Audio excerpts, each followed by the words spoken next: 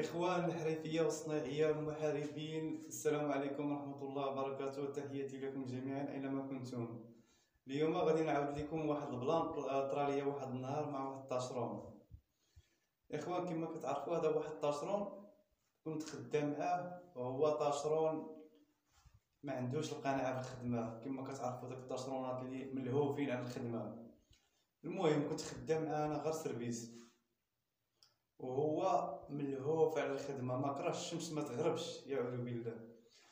المهم واحد الصباح مشينا كما العاده، مشينا للخدمه. عندي واحد البريكات فوق اللينطو، كان قاد لي من السرير باش نطلع ندوز هذيك البريكات باش نبنيهم، وهو واقف كيشوف فيا مع الصباح.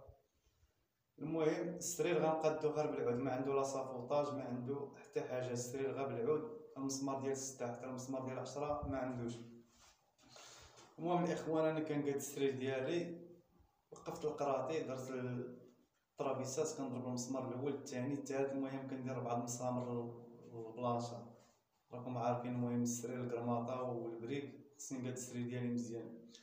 هو كيشوف فيا قال لي: واه المعلم اش كديري؟ كودي لاباس 4 مسامر كتخرج لينا على العود. قال لي: دير غا مسمار واحد، عرفتي راه المسمار كيهز 50 كيلو. قلت له: الله يهديك المعلم، واش المسمار غادي يهزني انا والكرماطه والبريك؟ الله يهديك هاد الهضره ما يمكنش. قال لي: يا صاحبي واش شكون اللي حريكي، شكون اللي سبق للحرفه، واش انا ولا انت؟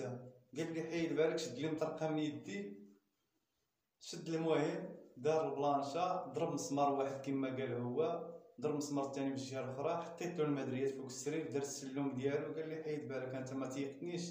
قال لي: المسمار راه كيهز 50 كيلو. مع دار السلم الاخوان، طلع فوق هذاك السرير، مد يلاه بغيت نمشي فوق السرير، وكتلقى عمك الطاشرون رجليه في السماء وراسو في الماء.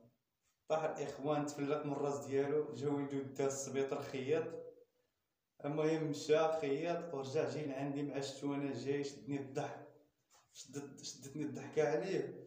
المشكل ديالو طرا ليه البلان وكلا في عظامو، مازال متشبث بالكلام ديالو. قال لي: راه المسمار كيهز 50 كيلو، غير انا راه غليظ، انا راه فيا اكثر من 50 كيلو.